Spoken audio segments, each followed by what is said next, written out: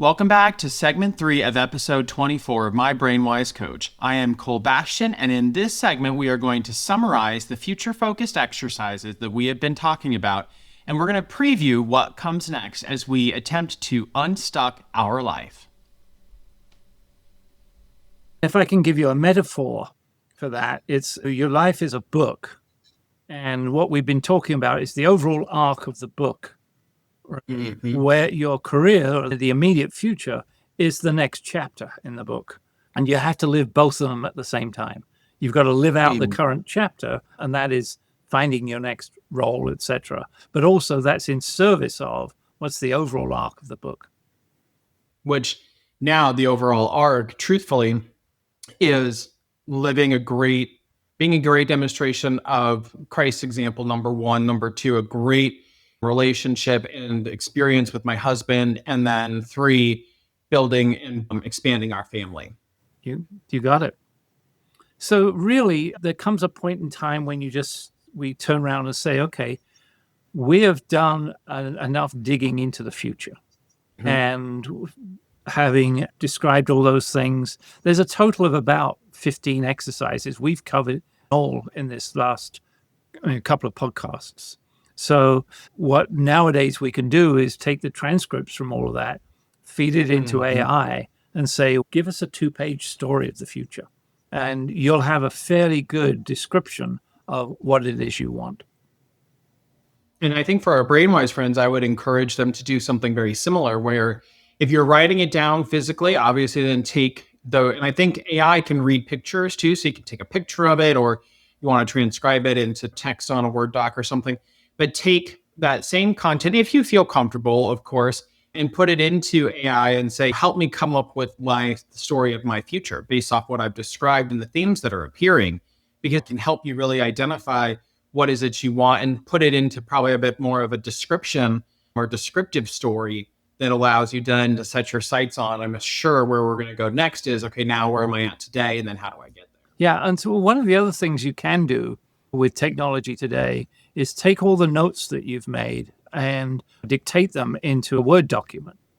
And the advantage of doing that is that as you're talking about it, you're reinforcing it in the brain, and it will trigger off other things that you want to add in en route. So nothing that says what you have written down has got to be exactly what you record on the computer, but enrichen it as you speak into it. Totally. I love it. Very good. So let's say I've done that, right? And I've captured my life story, which I know it in my mind's eye to a large degree. And I think part of the reason why it's probably a little more seamless for me to do it is because my mom will attest to this. Ever since I was 5, I've had a plan for my future. And maybe it's changed a couple of ways here, depending on what happened, but I've always known, I've always had it. I've always been able to do that. But it does, I think sitting down and being able to really have this dialogue is important. But where would we go next? What would be our next 1 or 2 conversations, Phil, that we would have if you were helping me, which you are, quite honestly. It's not even, in this case, fictitious. It's actually real. But where would you take me next to be able to help me unstuck my life? We'd probably swing our attention from the future. And not that we're not going to come back to it, because we're going to swing our attention through 25 degrees, 45 degrees, something like that, and focus on the attributes of you today. And again, there's probably a dozen exercises which are very powerful that we can do. We can start off with some of those, but really that's going to be another probably hours discussion to go through, maybe longer, on what those all might consist of. So what we could do is just talk a little bit about some of the exercises as a sort of teaser for the next episode. Yeah, let's do that. Let's summarize or encapsulate the activities and exercises we've done about our future. So we put a pin on what we've done there over the last 2 episodes. So that way our BrainWise friends can say, okay, I really want to try. And let's put a name to each one of them if we can, I think, because then people can go, oh, I want to do that one, or I want to do this one. And then let's tease, okay, here's what's going to come next in terms of relaying this pathway of unstucking, is what I'm going to call it lovingly, our life, or the next change in our life. And we can give some concrete, here's where we're going to go as we go forward in this discussion. Yeah. Would you like me to take a quick pass at that? Yeah, let's do it. So, number one was Ikigai, and that's really about what your purpose is. The second is, I think we called it pictures of the future. And that was collecting pictures from and getting AI to present them for you. There's one that we talked about is writing a letter from the future, going out to, in your case, when you were 75. And then we started talking about some deeper questions. And I took you through about 6 of those that just dug a little bit deeper. We talked about, where do you want your focus to be, human doing or human being? So what is it you want to do, and how do you want to show up in terms of being? And then we did an exercise called yeah buts. You can call it concerns that you have for the future.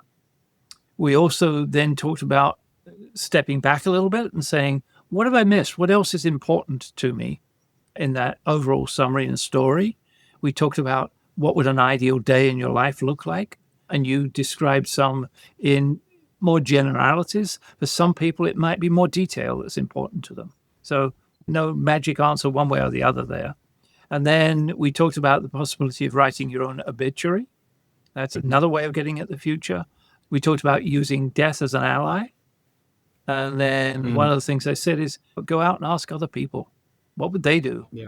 With what they know about you, ask them, especially if you've got some close relationships, because close relationships have seen you probably avoid some issues, maybe not address what you could have addressed, and things like that. And the people from the outside, there's an old saying, the onlooker sees all. And so that can be helpful too.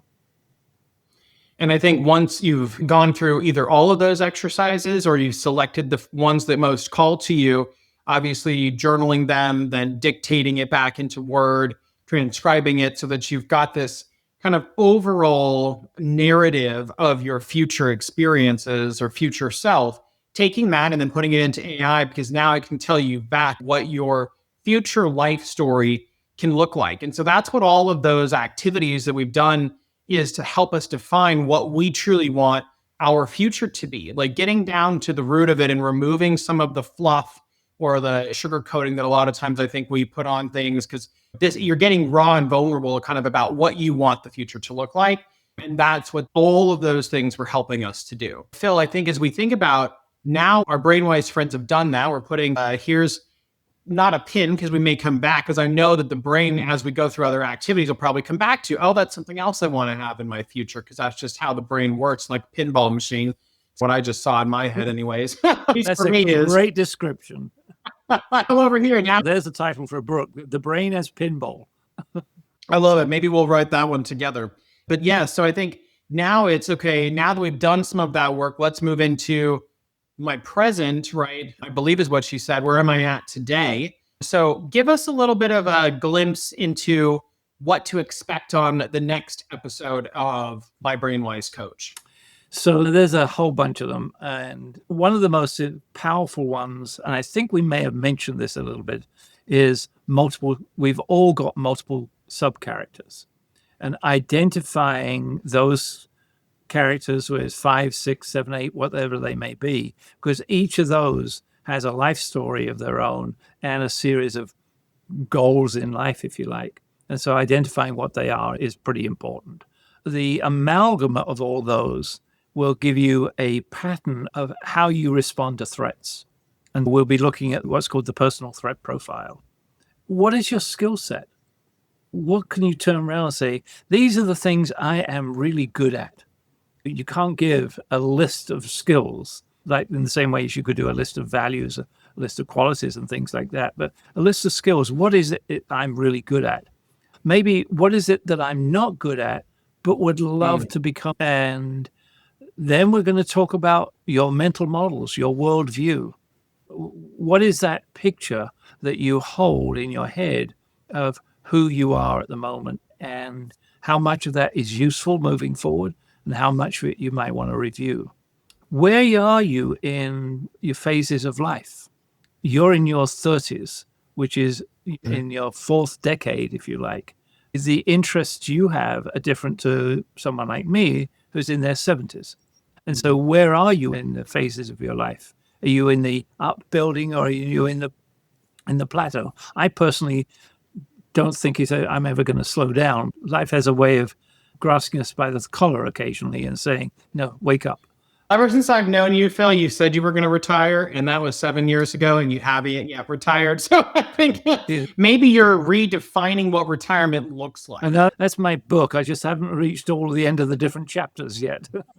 Another one thing we'll look at is lots of people, especially in the corporate world, have had assessments, whether it be the DISC assessment, social styles, emotional intelligence, strengths finder, HBDI. There's actually over 2,500 of them. And so most people have had those. What have you learned from them? And when I say learn from them, I don't mean using them as corporate astrology. What have you actually used them and learned, especially if you've had some 360 feedbacks? Go back. What's the learnings out of there? What type of approach do you want to have? I think we've talked about sufficers and maximizers in the past. How much of a perfectionist are you? And is that useful to you moving forward? A discussion of what is good enough. So we'll talk a little bit about that. And what's motivating you at the moment?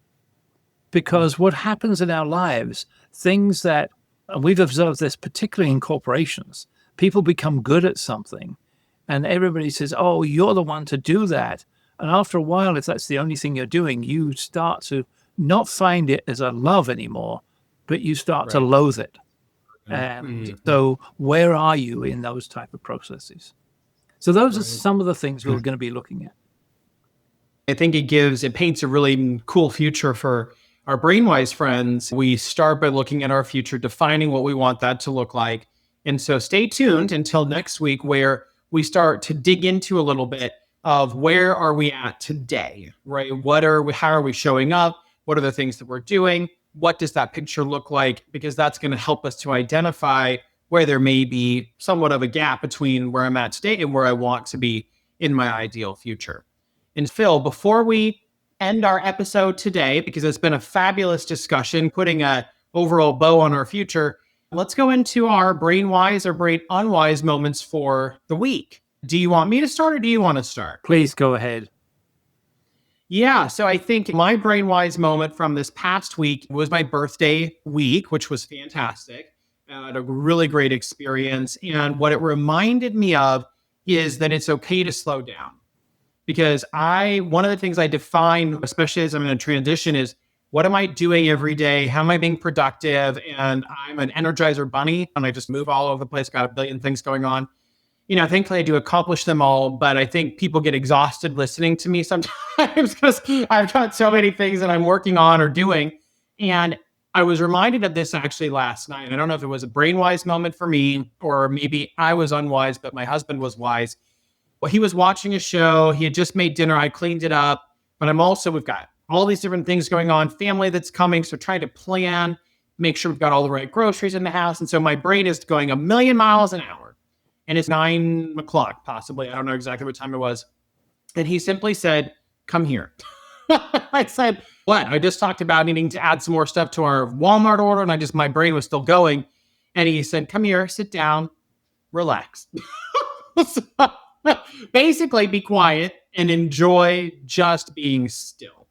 And so it was a reminder for me, which thank you. If he listens, he is one of our BrainWise friends. Thank you for helping me to be still, because it really reset myself to go, wait a minute, why was I going at a billion miles an hour at 9 o'clock at night, right? I needed to really slow myself down and center and focus. So anyways, thank you to him. It was a BrainWise moment because I listened to him, sat down and was still. That's great. And by the way, that's something you can do anytime you want. And that is just say, hey, what's most important to me right now. Exactly. I think I needed the little reminder, Phil, that a notification that comes up on our phone all the time. Yeah. And that's what Jerry did for me last night. Mine was an unwise moment, and it was this morning. Okay. And it turned out that for whatever reason, I still haven't dug into it yet. One of our bills, we got a notification saying you haven't paid this bill. Mm-hmm. And that's something that never happens to me. I pretty well deal with bills when they come in, whether it was me or someone else. But at 6 o'clock this morning, I decided to start to try and pay this bill online. My mental model is that whatever you try and do online is going to be difficult. Unfortunately, I've got some reinforcing experiences. What I should have done was waited, had breakfast, had a cup of tea, and got my brain ready for tackling that. Maybe having done something positive before I tackled that thing. As it was, it took me the best part of an hour to manage my way through a whole series of stupidities on the website, and I finished up, as Kathy described it, as crusty.